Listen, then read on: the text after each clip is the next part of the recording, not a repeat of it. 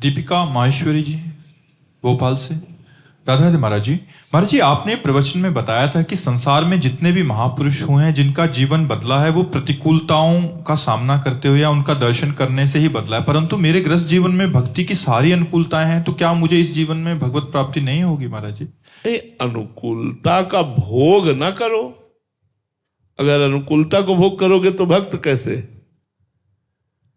अनुकूलता का भोग नहीं। हमारे पास अनुकूलता ये ठाकुर जी की सेवा के लिए, पति पुत्र परिवार सब सही है, खूब खान पान की व्यवस्था है, तो खूब ठाकुर सेवा करो, संत सेवा करो, गरीबों की सेवा करो, बीमारों की सेवा करो, परिवार की सेवा करो, नाम जप करो।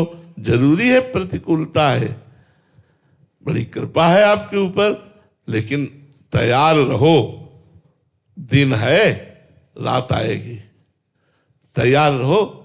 ऐसा ना सोचो सब दिन होत ना एक समान। प्रतिकूलता कदम पे कदम हमारी आध्यात्मिक प्रकाश को प्रकाशित करती है। हमारा जीवन प्रतिकूलताओं से भरा रहा है और आज भी भरा है। कि आपको तो अभी छोड़ देना चाहिए महाराज। अब उनको हम क्यों कहें? उनकी इतनी कृपा है कि ऐसी प्रतिकूलता में भी वो सत्संग करवा रहे हैं, ऐसी प्रतिकूलता में भी वो भागवती दिनचर्या चलवा रहे हैं। आपकी जय हो प्यारे, आपका मंगल हो प्यारे, आप सुखी रहो प्यारे। आपने बहुत कृपा की है, बहुत कृपा हमारे ऊपर है। ये तो हम आपको दर्शन करा रहे, बकाया हमें प्रतिकूलता का बोध नहीं है। हमें प्रतिकूलता का, आपको सच्ची कहते हैं, हमें प्रतिकूलता का बोध नहीं कि मेरे प्रभु ने प्रतिकूलता दी, मुझे कृपा ही कृपा दिखाई दे रही। सभी महापुरुषों के चरित्रों में तो महाराज जी यही आता है, इतनी बड़ी प्रतिकूलता की एक आम इंसान हिल जाए महाराज जी। भक्तमाल में चरित्र पढ़ने को मिलते हैं, ब्रज के भक्तों में मिलते हैं, तो महाराज जी ऐसा क्यों? महाराज जी साधकों के साथ तो ठीक है कि उसको तपाया जाता है, पर सिद्धावस्था में भी महाराज जी ऐसा। मुख्य बात यह रहती है कि उनके अनंत जन्मों का हिसाब किताब बराबर होना है। अब उनका आखिरी जन्म है और देह से उनका कोई संबंध रह नहीं जाता, तो फटाफट देह में प्रतिकूलता के ऊपर प्रतिकूलता दे दे करके अनंत जन्मों का हिसाब ठाकुर जी निकाल देते हैं और वो भगवान के धाम को चला जाता है। अगर हम अपने जन्म कर्मों को भोगे तो करोड़ों जन्म ले तो भी नहीं भोग पाएंगे, तो भगवान इसी जन्म में थोड़ा थोड़ा भुगता करके सब पावन करके, इसलिए बड़े बड़े महात्माओं को बड़े बड़े रोग, बड़ी बड़ी समस्या, बड़ा बड़ा दुख, वो सब पवित्र करके भगवान बुला लेते हैं। उनके सानिध्य में जो आते हैं वो तो मजे में हो जाते हैं। हाँ, स्वामी रामदास, कृष्ण परमहंस जी, विवेकानंद जी महाराज, महाराज जी उनके सानिध्यता में इतना सुख है। हाँ, उनके संकल्प में इतना दम है। वो मम भक्ति तो भोनम पुनात, लोक के लोक को पावन कर सकता है, दूसरों के रोगों को ऐसे नष्ट कर सकता है संकल्प से, लेकिन वो अपने जुकाम को भी नहीं ठीक कर पाएगा, क्योंकि वो ऐसे है। अपने लिए नहीं, अपने शरीर में सारी पीड़ा, सारे दुख, सारे भाव, और दूसरे के दुख की संभावना मात्र लगी कि दुख है, वो जान नहीं पाएगा, उसके दुख को अपने ऊपर ले लिया, वो समझ भी नहीं पाएगा। सब अगर समझ जाए तो फिर और उनके लिए बिक जाए कि हमारे को इतना प्यार करते हैं, समझने ही नहीं देते संत महापुरुष। और दूसरे के प्रारब्ध को लेकर अपने शरीर में भोग करके, अपने शरीर के प्रारब्ध को भोग करके और भगवान के धाम को जाते हैं। इसलिए संतों को सबको ही नमन करता है कि वो दूसरों के पापों का नाश करते हैं, दूसरों के प्रारब्ध को स्वयं भोगते हैं और भगवान को रिझा करके, भगवान के यश का गान करके, भगवान में परम तृप्त होते हुए, आनंदित होते हुए शरीर छोड़ते हैं। महाराज जी इसमें एक, जैसे महाराज जी महापुरुष जन के जो सानिध्य में रहते हैं, जो उनके आगे कोई उनके कष्ट आए सामने किसी शरणागत के यहाँ, तो वो महापुरुष इतने कृपालु हैं कि उनका समाधान कर देते हैं, अगर वो भी सही नहीं है तो। हाँ महाराज जी, वैसे ही ठाकुर जी के सानिध्यता का अनुभव करते हैं वो महापुरुष, तो ठाकुर जी महाराज जी, तो ठाकुर जी अंदर बैठ के देख रहे हैं ना, उसके मन को अपने आनंद में डुबो देते हैं और तन को भोग दे देते हैं। तो तन में, जैसे डॉक्टर यहाँ ऑपरेशन करता है तो यहाँ शून्य का सुई लगा दिया, अब उसको पता है कि जो मैं चाकू मार रहा हूं इसमें इसको बिल्कुल कष्ट नहीं होगा क्योंकि मैंने पहले शून्य कर दिया है। ऐसे ही भगवान अपने भक्त की इतनी ऊंचाई मन की कर देते हैं आनंद में कि भगवान को पता है कि मैं इसका ये दर्द दूंगा तो ये दर्द इसे परेशान नहीं करेगा, क्योंकि इसके मन को पहले से आनंद रूपी इंजेक्शन लगा चुके हैं। अब वो आनंद में मस्त है, दर्द है तो क्या है, कोई परेशानी नहीं। तो भगवान सर्वज्ञ है ना, ऐसा कष्ट नहीं देते जिसमें भक्त विकल होकर भगवान को भूल जाए, ऐसा तो नहीं देते। मतलब उनकी चिंतन की वृत्ति हमेशा बनी रहती हाँ, आनंद में बनी रहती, सब में रहती, आनंद में बनी रहती है। अभिषेक जी उत्तराखंड से, राधे राधे महाराज जी। महाराज जी, साधन पक्ष और आश्रय पक्ष, एक भगवत मार्ग के साधक को कैसे पता चले कि उसके द्वारा की गई क्रिया अथवा चेष्टाएं साधन प्रधान है या आश्रय प्रधान है? जिसको ये ऐसा लगता है मेरे प्रभु के द्वारा भजन कराया जा रहा है, मेरे प्रभु ही मुझे वृंदावन लाए हैं, मेरे प्रभु ही संत समागम करवा रहे हैं, मेरे प्रभु ही मुझसे नाम जप करवा रहे हैं, मेरे प्रभु के द्वारा सब कुछ हो रहा है, वो भगवद आश्रित भक्त है। मैं ऐसा करूंगा, मैंने ऐसा किया, मैं ऐसा कर सकता हूं, ये जहां भाव है वहां अहम प्रधान साधना है, जो आगे चलकर पवित्र होगी, अभी अपवित्र है, अहम रूपी मल है। और जिसमें होता है कि प्रभु के द्वारा हो रहा है, वो आश्रित जन होता है। प्रभु के द्वारा जो साधन होता है वो निर्विघ्न होता है और वो भगवत प्राप्ति कराने में समर्थ होता है। लेकिन जो अहम प्रधान साधन होता है उसमें विघ्न पड़ता है और वो एक बार गिरता है और उसका अहंकार चूर होता है, तब फिर वो भगवत आश्रय लेकर भगवत मार्ग में बढ़ता है। जी रेणु दुबे जी, राधे राधे महाराज जी। महाराज जी, आत्मबोध होने की बात आपसे हमेशा सुनी है। महाराज जी, आत्मबोध कैसे हो? कभी कभी मन बहुत बेचैन हो जाता है और बहुत रोना भी आता है, ऐसा लगता है कि क्या जीवन व्यर्थ हो जाएगा अगर नहीं हुआ तो? आत्मबोध होने के लिए तो बहुत बड़ी साधना है, पर सरल साधना ये है कि हम श्री भगवान को रिझा लें। सोई जाने जेहि देहु जनाई, और जानत तुम्हें तुम्हें हो जाए। भगवान को प्रसन्न कर ले तो भगवान अपने आप को जना देंगे। भगवान सबकी आत्मा है। जे ही तुम भगवान को जाने, सोई तुम भगवत स्वरूप अपने आत्मा का बोध हो जाएगा आपको। सोई जाने जेहि देहु जनाई, जानत तुम्हें ही हो जाई, वो भगवत स्वरूप हो जाता है। ब्रह्मविद ब्रह्म भवति। यदि ऐसा ना हो तो फिर सदगुरुदेव को साक्षात पर ब्रह्म परमात्मा अपनी आत्मा मानकर हम उनकी आज्ञा का पालन करें, उनके अनुसार बताए हुए वेदांत दर्शन का श्रवण करें, वेदांत पद्धति के अनुसार हम साधना करें, तो हमें आत्मबोध प्राप्त हो जाए। दो भाव है, एक तो भक्ति के द्वारा भगवान की प्रसन्नता और भगवान के द्वारा आत्मबोध होना। एक गुरुदेव की भक्ति, गुरुदेव के द्वारा सांख्य योग का उपदेश, वेदांत दर्शन का उपदेश, उसके चिंतन मनन के द्वारा स्थूल सूक्ष्म शरीर, तीनों कारण शरीर, तीनों शरीरों का राग त्याग और निरंतर अपने स्वरूप में स्थिति, ये दोनों मार्ग हैं। मार्ग में चलने के लिए सदगुरुदेव का वर्ण करना अत्यंत अनिवार्य है। लवप्रीत सिंह जी पंजाब से, राधे राधे महाराज जी। महाराज जी, जब गुरु नानक देव जी आए थे तब उन्होंने संसार में जगह जगह भ्रमण किया था और प्रभु का गान करने का सबको संदेश किया था, जिसकी वजह से उनके दर्शन के लिए लोग दूर दूर से आते थे। अब वही दृश्य हम आप जी के रूप में भी देख रहे हैं। आपकी वाणी की वजह से लोग दूर दूर से आपके दर्शन के लिए आते हैं। महाराज जी, हमें भी आपकी वाणी से बहुत मदद मिली और नाम जप को और तेज करने के लिए हम प्रयासरत हैं। जैसे एक छोटा बच्चा चलता है, फिर गिरता है और माता पिता उसे संभालते हैं और फिर वो दौड़ता है, वैसे ही हमारे साथ हुआ है महाराज जी। आपकी वाणी की वजह से हम, हाँ, हमारे में कुछ नहीं है, खोखा है, इसके अंदर बैठ करके वही परमात्मा बुलवा रहा है, वही परमात्मा सब कुछ कर रहा है। तो पांच भौतिक ढांचा है। गुरु नानक साहब तो साक्षात भगवान है, वो तो भगवान अवतरित हुए थे नानक साहब के रूप में। हम तो उनके दासों के दास हैं, उनके चरण रज के आश्रित हैं। इसमें हाँ, उन्हीं महापुरुषों का प्रताप बोल रहा है, उन्हीं महापुरुषों की वाणी आकर हृदय में बोल रही। उनके समानता तो की नहीं जा सकती। जो अवतारी महापुरुष हैं वो तो साक्षात परमेश्वर हैं, परमात्मा है, अकाल पुरुष हैं। उन्हीं के आश्रित हम लोग हैं, तो उन्हीं की वाणी हृदय में आकर स्फुरित होती है और जगत मंगल करती है। इसमें मेरा कोई योग नहीं है।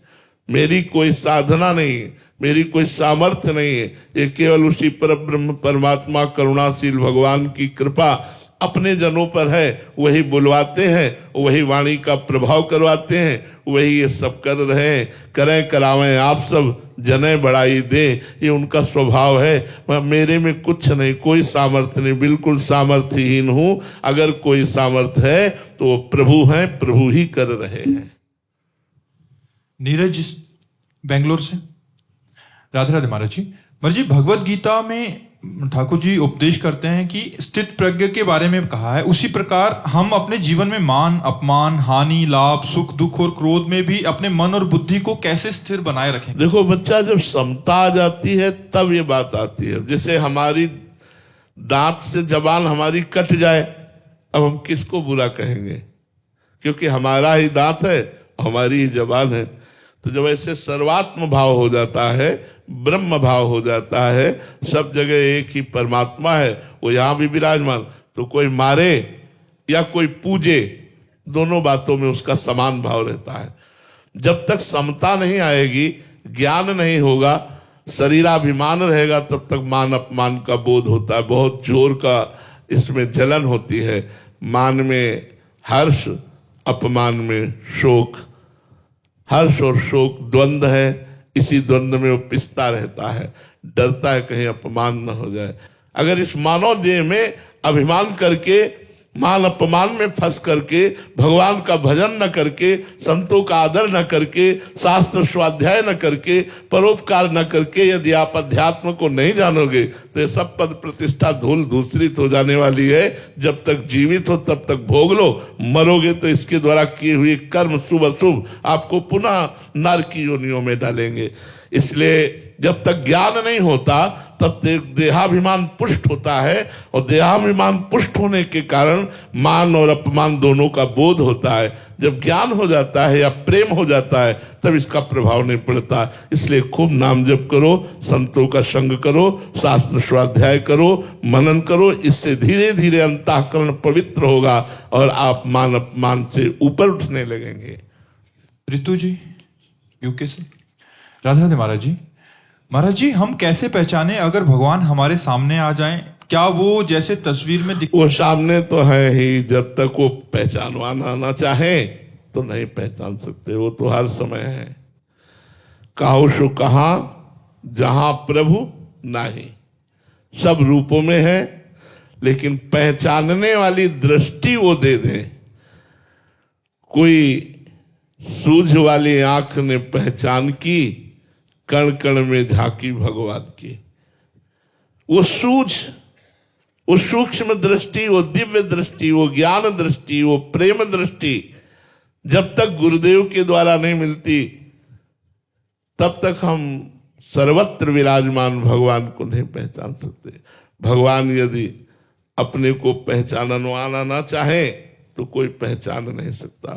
अगर पहचान वो देना चाहे सो ही दे सकता है। देखो, गुरु के द्वारा दृष्टि मिली नामदेव जी को, तो कुत्ते से भी विट्ठल भगवान को प्रकट कर लिया। कुत्ते में देखा विट्ठल भगवान, भूत में देखा विट्ठल भगवान।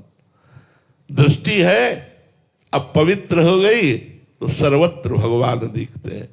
हमारी दृष्टि त्रिगुण मायामयी है, तो स्त्री दिखाई देता है, पुरुष दिखाई देता है, पापी दिखाई देता है, पुण्यात्मा दिखाई देता है, महात्मा दिखाई देता है, दुरात्मा दिखाई देता है। ये त्रिगुण मायामयी दृष्टि है।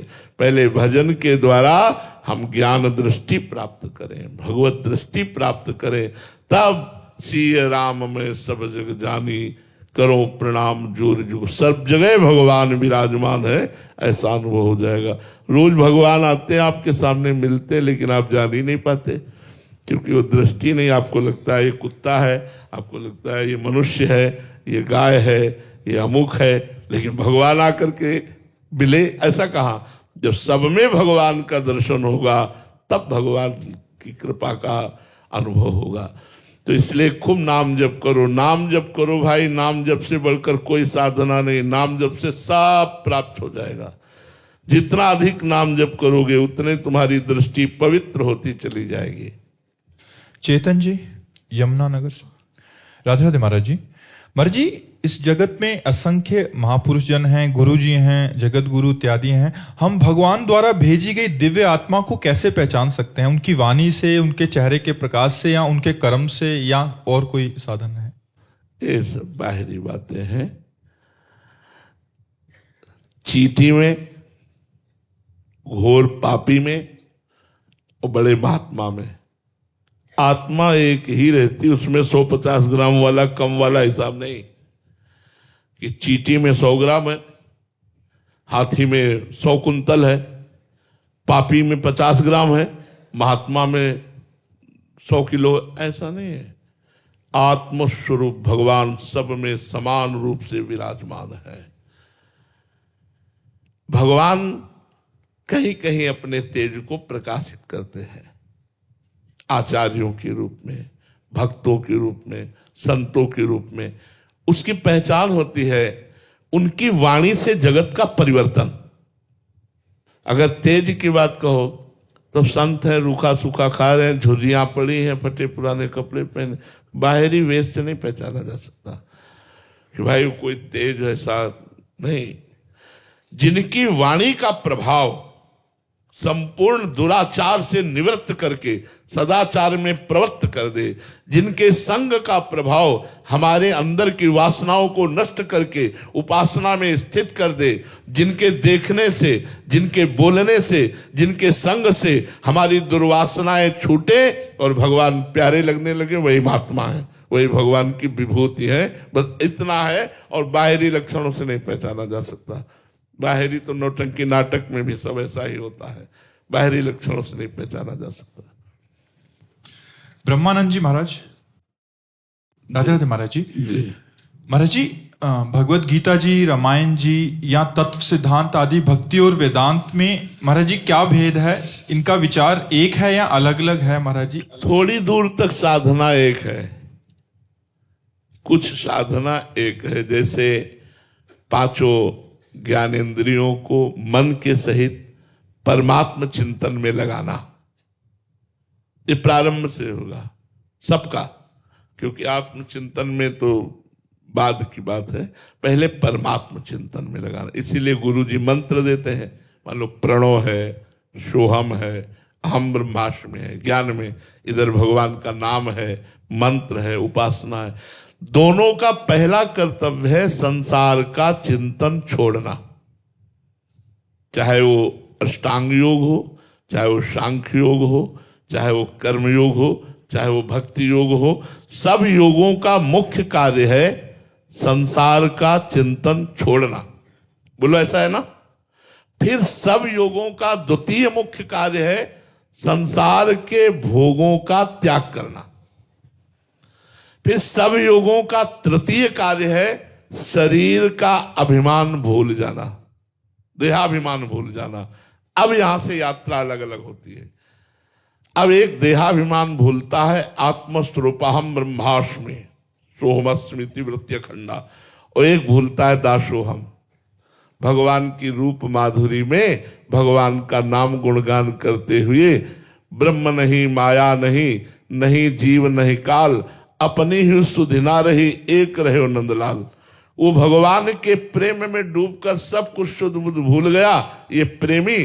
और वो अहम में, मैं शुद्ध ब्रह्म में, जो अहम मैं शुद्ध ब्रह्म आत्मस्वरूप है, अपने स्वरूप में स्थित होकर चिंतन शून्य हो गया। स्थूल सूक्ष्म कारण तीनों देहों का विस्मरण हो गया। वो जीवन मुक्त महापुरुष मोक्ष को प्राप्त हो गया, वो प्रेम को प्राप्त हो गया। एक दासोहम से सिद्ध होता है, एक सोहम से सिद्ध होता है, पर कुछ दूरी तक दोनों की यात्रा एक जैसी रहती है, इसके बाद अलग अलग हो जाती है। तत्व दोनों को एक ही प्राप्त होता है। उसे प्रेम के द्वारा स्वाद लेते हैं, उसे ज्ञान के द्वारा स्वाद लेते हैं। वही आत्मा है, वही राम है, वही आत्मा है, वही श्याम है, वही आत्मा है, वही शिव है। दूसरा तो कोई, अंत में जो ऊपर चढ़ाई पर चढ़ते हैं तो फिर द्वैत नहीं रह जाता, एक रहे नंदलाल। अपना विस्मरण हो जाता है भक्त को, भगवान की स्मृति में डूब जाता है। ज्ञानी को सबका विस्मरण हो जाता है, केवल अपनी स्मृति में डूब जाता है, अपने आत्मस्वरूप की स्मृति में। ये देह अपना स्वरूप नहीं है, अपना स्वरूप इससे अलग है। वो गुरु प्रताप से उसी स्वरूप में डूब जाता है। समझ पा रहे हैं आप जी? निधि जी सिंगापुर से। राधे राधे महाराज जी। महाराज जी ये प्रश्न बहुत जो इस साधन मार्ग में चलते हैं, नए नए प्रवचन आदि सुन के उनके मन में आता है कि मैं बहुत समय से दीक्षा लेने की सोच रही हूँ, पर हर बार मन ये सवाल उठाता है कि यदि मैं निर्वाह नहीं कर पाई तो मेरा कोई अपराध बन जाएगा, और मतलब फिर मेरे को नहीं, में क्या करना? डरो मत। कोई अपराध बन जाएगा तो अपराध मोचन भी तो वही करेंगे हम जिनकी शरण में है। हमको तत्काल इस विषय पर कदम उठाना चाहिए कि हम कल जिए कि न जिए, शाम तक श्वास रहे कि न रहे, लेकिन यदि हम गुरुमुख हो गए, गुरु की शरण में हो गए और उनके बताए हुए नियमों के अनुसार कुछ भी चल पाए तो हमारा मंगल हो जाएगा। हमारे गुरुजी हमें नरक जाने से बचा लेंगे, हमारे गुरुजी हमारा कल्याण कर देंगे, हमारा मंगल कर देंगे। गुरुमुख होकर के ही शरीर छोड़ना चाहिए, और कब छूट जाए शरीर इसका पता नहीं। इसलिए ये मत डरो कि कहीं कोई अपराध बन जाएगा, हम निर्वाह ना कर पाए।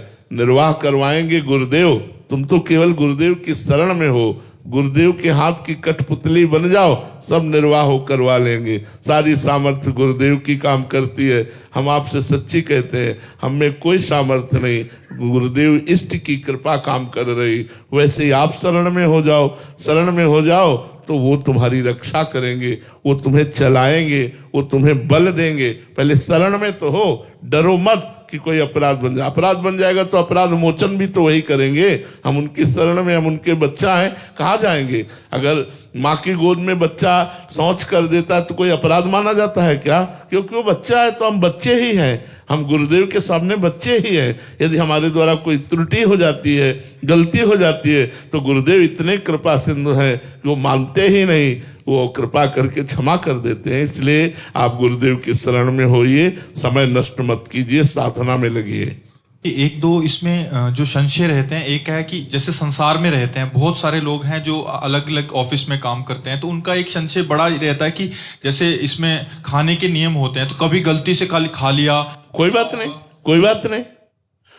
हाँ, ये चीज गलती से हम मांस ना खाएं, गलती से हम अंडा ना खाएं, लेकिन अगर प्याज लहसुन पड़ा हुआ भोजन मिल गया है और ऐसे पा लिया है, तो देखो हम आपसे स्पष्ट कहते हैं कि प्याज लहसुन पाना कोई पाप नहीं है, क्योंकि इसमें किसी की हत्या नहीं है। जैसे आलू पैदा होती है ऐसे ये प्याज लहसुन पैदा होता है, पर ये घोर तमोगुणी है। इसलिए हमारे संतों ने, हमारे भगवत समाज ने इसे त्याग किया है कि ये तमोगुण प्रमाद पैदा कर देगा, पाप प्रवृत्ति पैदा कर देगा, निद्रा आलस्य प्रमादोत्थम तत्तामसमुदाहृतम। इसलिए इसका त्याग किया गया है। यदि आप दीक्षा लिए हो, ना पाओ बहुत अच्छा है, लेकिन सर्विस में हो, आपकी रसोई में वही बनता है, तो आप भगवान नाम लेकर पाओ और खूब नाम जप करो, मंत्र जप करो। इसलिए कह रहा हूं कि कम से कम नाम जप और मंत्र जप तो होगा। आप उसके लिए कि जब हम प्याज लहसुन छोड़ेंगे तब हम नाम जप करेंगे, तो पता नहीं हम जिए कि ना जिए। प्याज लहसुन को निमित्त बनाकर हमारा जीवन व्यर्थ चला जाए, नहीं, बिल्कुल ऐसा नहीं। बहुत से विद्यार्थी हैं, बहुत से हमारे सर्विसमैन हैं, बहुत से व्यापारी हैं जो देश विदेश जाते हैं। हम ये प्रार्थना करेंगे कि आप मांस मत खाओ, आप शराब मत पियो, आप अंडा मत खाओ। इसमें दूसरे जीवों की हिंसा और अपनी बुद्धि का भ्रष्ट होना। लेकिन अगर कहीं ऐसा, कोशिश करो कि प्याज लहसुन ना पाओ, लेकिन अगर ऐसा है कि आप बिना प्याज लहसुन के भोजन के मिलता ही नहीं है, तो आप पाओ और राधा राधा जपो, आपका मंगल होगा, आपका कल्याण होगा, निश्चित समझो। आप इसमें डरो मत। दूसरा डर ये रहता है महाराज जी कि जैसे गुरु द्वारा कुछ नियम मिले जाते हैं, जैसे 11 माला करनी है, तो कभी छूट गया तो फिर बड़ा अपराध लग जाएगा। देखो उसके नियम बताएं। जैसे हम मान लो बोला कि 11 माला आपको करना है, अब आपके आज के 11 माला गए, अब कल बैठ के 22 माला जपने का टाइम नहीं है, तो 12 माला कर लो। 11 दिन 12 माला कर लो, हो गया। एक एक माला रोज बढ़ाते चले जाएंगे तो 11 माला का क्रम पूरा हो जाएगा। 2 माला बढ़ा दिया तो और कम हो जाएगा, 3 माला बढ़ा दिया तो और कम। हम इस तरह का जोड़ रखे। मानो 2 दिन हम 11 दूनी 22 माला जपना चाहिए, हम नहीं जप पाए। अब हम जपना जब शुरू करेंगे तो 22 को हम पूरा करेंगे। एक एक दो दो माला रोज बढ़ा करके 22 संख्या को पूरा कर देंगे, गुरु आज्ञा पूरी हो गई। और जी एक और रहता है कि कभी 15 दिन हॉस्पिटल में रहना पड़ गया तो कितने पीछे छूट जाएंगे, फिर वो पूरा ही छूट जाए। नहीं, अस्वस्थ अवस्था में नियम का पालन ना होने पर उसे अपराध नहीं माना जाता। यदि आप बीमार हो, 20 दिन 25 दिन आपसे बिल्कुल भजन नहीं हुआ, तो वो आपका अपराध नहीं माना जाएगा, क्योंकि आप अस्वस्थ हैं। स्वस्थ अवस्था में, अब जैसे बेटी का ब्याह है, वो कार्यक्रम में फंसा हुआ है, वो 11 माला लेके थोड़ी बैठेगा, वहां तो बहुत से कार्यक्रम है, तो 2 दिन 3 दिन 4 दिन उत्सव संपन्न किया और एक एक माला रोज बढ़ा दिया, महीने में पूरा हो जाएगा। लेकिन अगर आप बीमार हैं तो आपका कोई अपराध नहीं, आप नाम जप कर सकते हैं, पड़े पड़े भगवत स्मरण कीजिए। वो नियम स्वस्थ पुरुष के लिए है, बीमार के लिए नहीं है।